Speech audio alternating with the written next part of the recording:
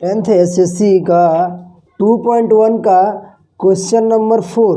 Question number 4 में दो question दिए हैं। वर्ग समीकरण के साथ दिए गए चर का मान इस समीकरण का मूल है या नहीं है।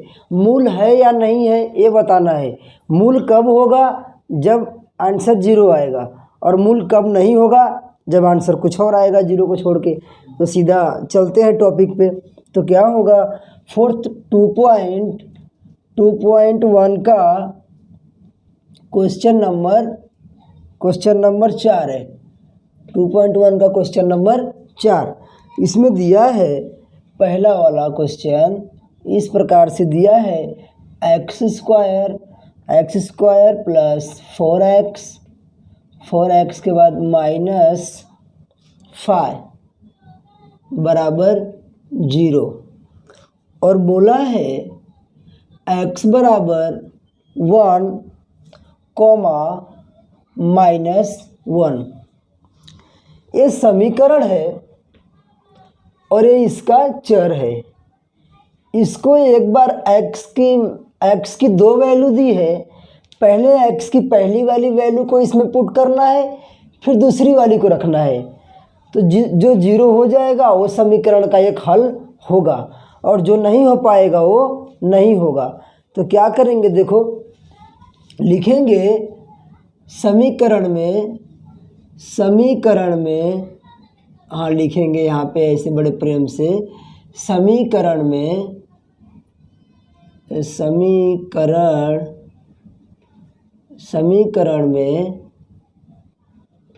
x बराबर 1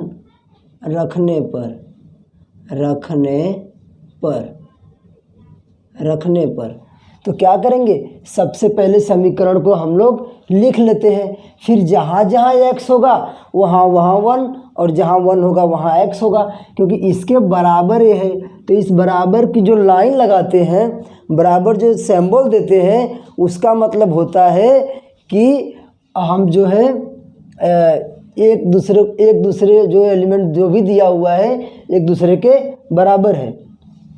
तो क्या होगा, पहले समीकरण को लिख लेते हैं।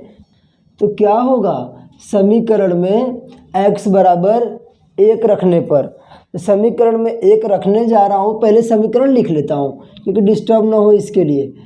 क्योंकि ऐसे डायरेक्ट रखेंगे तो कन्फ्यूजन का चांस क्यों लेने का, जब है टाइम। तो x square plus 4x minus 5 is equal to 0। ठीक है ना, हाँ 0 हो गया। तो क्या करेंगे, x बराबर 1। तो देखो जहाँ भी हमारा x होगा वहाँ 1 लेना है, तो 1 लिखूँगा।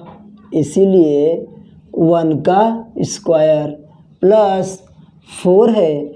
मैं हमेशा से बोलते रहता हूँ कि जब एक नंबर होगा और एक गिनती होगी, जब एक ABCD होगा और एक 1 2 3 होगा, तो आपस में मल्टीप्लिकेशन का, गुणा का रिलेशन होता है। उस रिलेशन को यहाँ पे उजागर कर देना होता है। कितना दिन छुप के चलोगे, एक दिन तो उजागर करना ही पड़ेगा। तो x की वैल्यू हमको यहाँ पे रखने को मिल जाएगी। ये करना इसलिए ज़रूरी था कि दोनों अलग बिरादर थे, एक ABCD का बिरादर था और एक 1 2 3 का। अब इनका रिश्ता उजागर हो गया, तो ये क्या होंगे, मल्टीप्लाई होके अपना एक कंबाइन बना लेंगे, कॉम्बिनेशन हो जाएगा इनका। तो -5 इज इक्वल टू 0। अब देख रहे हैं 1 का स्क्वायर करेंगे तो क्या आएगा, इसलिए 1 का स्क्वायर करेंगे तो 1 ही होता है, सब जानते हैं। प्लस, अब प्लस और 4 1 जा 4, 4 1 कम 4 हो गया देखो, और -5 तो -5 बराबर 0। ठीक है, आते हैं यहाँ पे। अब क्या होगा, 4 और 1 5, 5 माइनस 5 बराबर 0।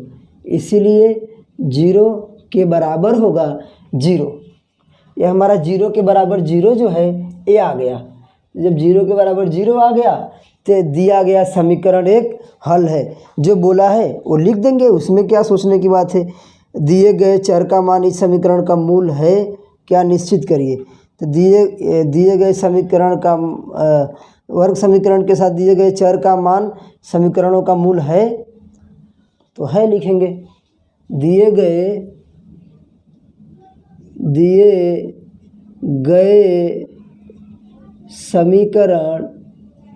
समीकरण का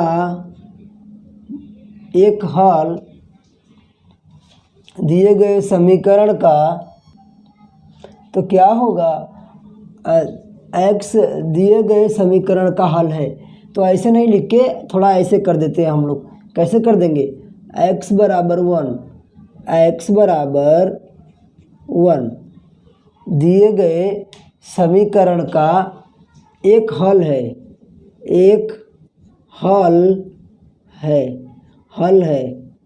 हल मतलब गांव में चलाने वाला हल भरत मत समझ लेना, ये हल जो है सॉल्यूशन एक है, ठीक है ना।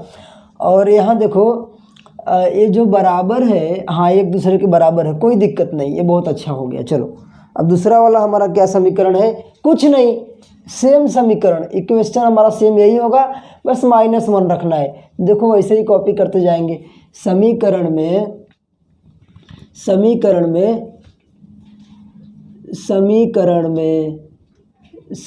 में क्या करेंगे हम लोग, वैल्यू रखेंगे। कौन सी, समीकरण में x बराबर -1 रखने पर, तो रखने पर समीकरण में -1 रखने पर, तो जब -1 रखेंगे तो समीकरण लिख लेते हैं। क्या समीकरण है हमारा, यहाँ से कॉपी करो, देखो यहाँ से, तो क्या होगा, x का square plus 4x minus 5 is equal to 0। अब जहाँ जहाँ x है वहाँ वहाँ -1। अब वही कहानी क्या पढ़ूँ बार बार, जरा देखो ध्यान से। तो -1 का स्क्वायर प्लस 4 इंटू -1 -5। अब ये मत बोल देना कि -1 कहाँ से ला दिए, -1 इसकी वैल्यू रखनी है x की, ठीक है ना। तो देखो यहाँ पे यहाँ पे 1 का स्क्वायर क्या होता है, 1 का स्क्वायर -1 का स्क्वायर 1 होता है, ठीक है। देखो -1 इंटू -1 करेंगे तो क्या होगा, माइनस से माइनस कैंसिल और ये 1 1 हो जाता है, ठीक है। तो ऐसा हमारा हो गया। तो इसका क्या होगा, 1 का -1 का स्क्वायर 1 प्लस ये 4 का 4 ही रहेगा यहाँ पे, नहीं इसका मल्टीप्लाई होगा ना, ये इसके साथ था, 4x था साथ में ना, तो इसके बिरादरी का होगा। 4 1 जा 4, तो ये देखो ये इसको माइनस कर देगा, क्या हो जाएगा, -4 और यहाँ पे क्या हो जाएगा हमारा, -4 और -5 बराबर 0। इसीलिए लगाना ज़रूरी होता है मैथ्स में। तो इसीलिए 4 में से 1 गया, 4 में से 1 जाएगा तो कितना बचेगा, -3 और -5 बराबर 0। इसीलिए 5 3 8 -8 इज़ नॉट इक्वल टू 0। ये बराबर नहीं है, 0 के बराबर नहीं हो रहा है। तो इसीलिए लास्ट की लाइन क्या लिखेंगे, x बराबर -1 दिए गए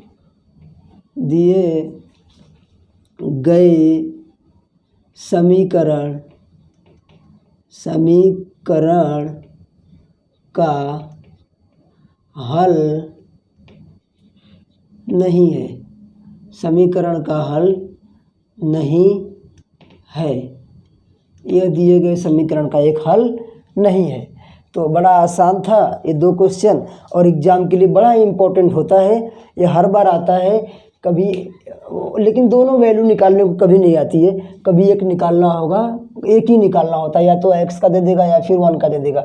ऐसा लिखा रहेगा समीकरण में x बराबर 1 रखने पर इसकी वैल्यू बताओ, तो आप लोग कर लेना। 0 होगा तो 0 जब होगा तो समीकरण का हल होगा, और 0 जो नहीं होगा मतलब कि जब बात नहीं मानेगा तो 0 नहीं होगा। अब 0 नहीं होगा तो फिर घमासान होगा, और देखो इधर हुआ तो हो गई लड़ाई। तो बस इसमें इतना ही।